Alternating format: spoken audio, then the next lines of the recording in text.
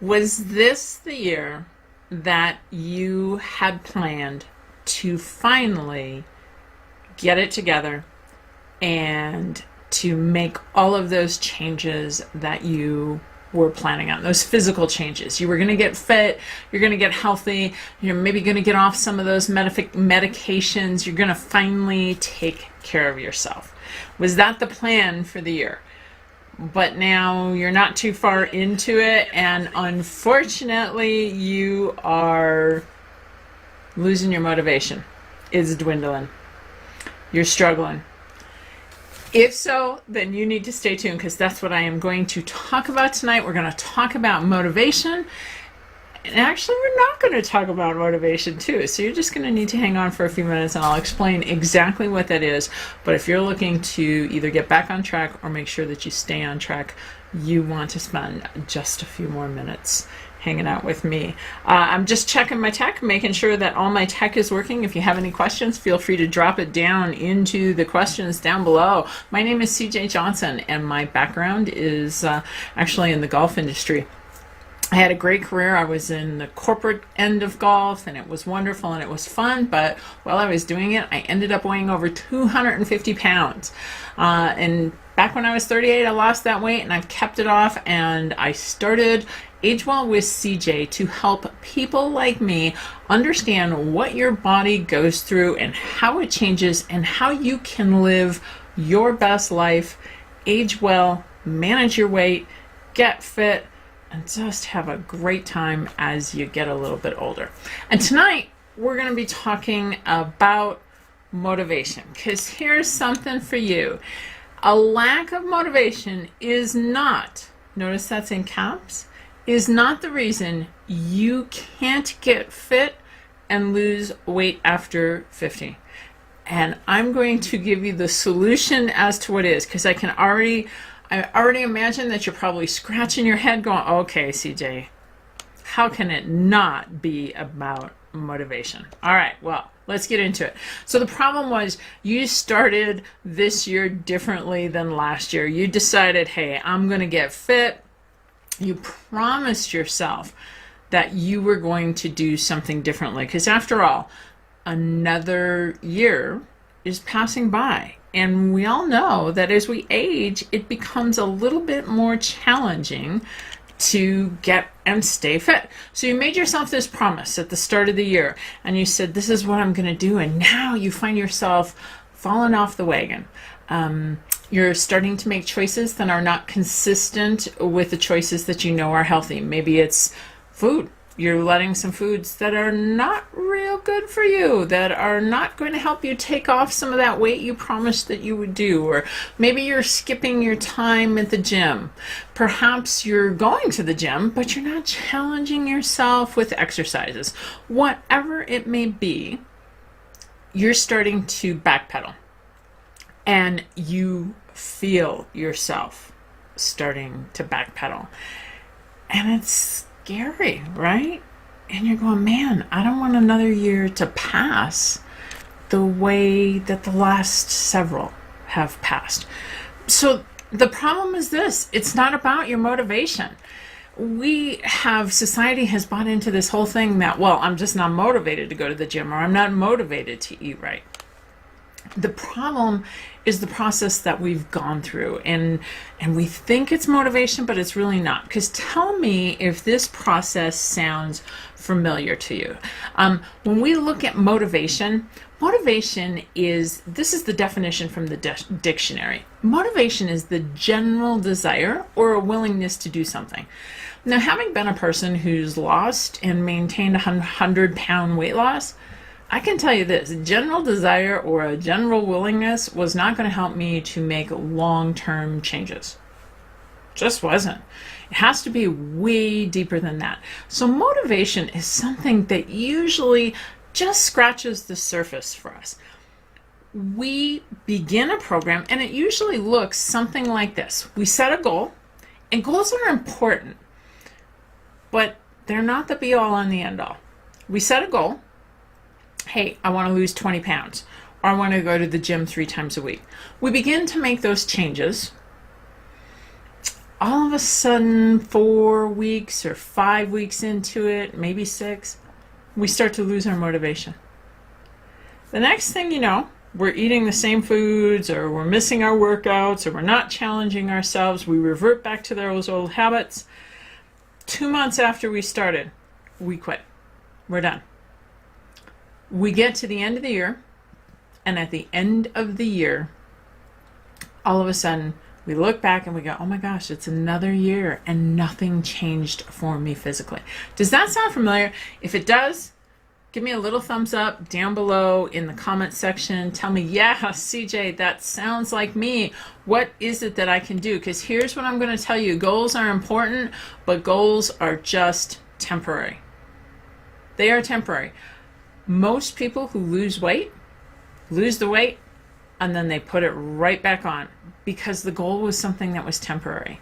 What we need to learn and we need to understand, our lifestyle changes are permanent.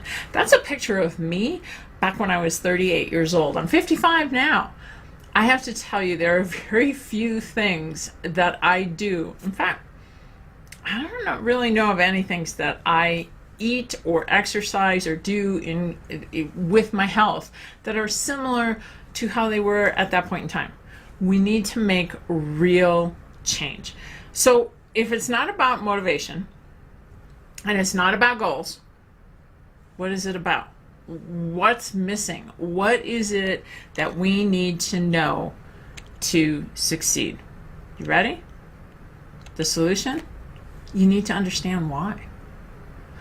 We go down this path and we set these goals, and if we're really good at goal setting, we take all these steps and we put all these steps in between and we map it out and we make a plan. But the first time that something gets in our way, it can derail us, is because we don't understand why it's important to lose 20 pounds. Why is it important to get to the gym each and every week? If you look at the major things in your life that you've accomplished, whether or not you realized it, you were motivated by a deep-seated why. And let me use an example. Putting your kids through college probably wasn't easy for most people financially. Maybe you had to scrape and save and do a lot of things, but you believe that in order for your child to get ahead, that's what you need to do. So you made it work. You may not know why, but when the why is big enough, we can make lasting lifestyle changes. So how do you use that concept and bring it into your own health and look at the rest of your life, the after 50 part of your life? How do you finally get healthy and fit at this point in time in your life? Well, you gotta search for that why. Perhaps right now you're looking and you're starting to think, what's life gonna be like for me in 10 years? You know, in 10 years, I'm gonna be 65. Will I physically be able to do the same things that I'm doing today if I'm not in great shape? Will I physically be able to do the things that I want to do if I don't maintain a current weight? How important are those things to me? What type of things am I doing? Whether it's playing with grandchildren or spending time with friends and family or spending time on activities, we need to really stop and think about what's the future 5, 10, 15 years down the road going to be like for us if we don't take some action today. You know, one of the facts is in our life right now, the average 50-year-old person is on 3, gotta get it in the frame here, right? 3 medications. That's kind of scary.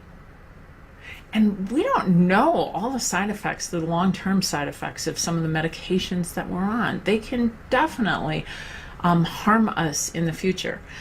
So taking control of our lives today may eliminate some of our need for medication, either immediately or well into the future. Perhaps we don't want to be a burden to our kids as we age. Those are all things that we need to really understand as a why. If you're overweight, the older that we get, the harder it is to maintain weight. In fact, it's easier and easier to put on weight. How many times have you seen a gal or a guy running around and they look fairly fit and they have this big old belly? Well, and they become obese. There are a lot of health risks associated with obesity, and you don't live in a hole. You don't ignore this. You know that it's out there. So by understanding your why, what are the things that you can do in your life if you are healthy and fit, not just today, but in 5, 10, 15 years? What are the things that you can do if you stay healthy and fit? The more you get in touch with those things, now you have the cornerstone to be able to make real and lasting, permanent change. So instead of focusing on motivation, instead of focusing solely on your goals, you need to understand what's your why. And that's my why. Those are some of the things that I love to do. Friends and families and activities and skiing and hiking. And I have to tell you, in the picture on that upper left-hand side, the 3 women where I'm in the front, I have the pink scarf on. The one next to me, that's my mom. My mom is 76 years old, and my mom is very fit and healthy, and she does all these things. I know that I make healthy choices to get to the gym, to work out and strengthen my body, to eat correctly, to do those things because of all the things that are in this picture. Those are the things that motivate me to continue to do the things I do. So what I'd like you to do is this. This is the action you're going to take. You want to take this, and I want you to pick 5 pictures. Why is it that you want to be healthy and fit? What are the things that are really important to you? If you get that, you're going to find out it's not about motivation. All of a sudden, the lifestyle changes become easier and easier. Now, to help you along the way, I have a free download for you. It's the 5 most dangerous mistakes that are destroying our healthy aging and what you can do instead. This is one of the things that's going to be able to get you on track, help you stay on track.